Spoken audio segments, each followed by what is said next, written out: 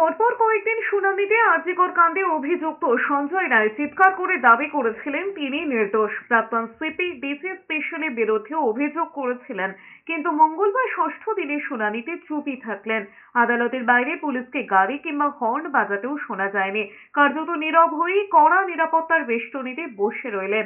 সোমবারও গাড়ি করে আদালত চত্বরে যখন আনা হয়েছিল সঞ্জয় রায়কে, তখন জোরে জোরে গাড়ির ছাদ চাপড়াতে শোনা গিয়েছিল পুলিশ কর্মীদের। বাজানো হয়েছিল প্রিজন ভ্যানের হর্ন।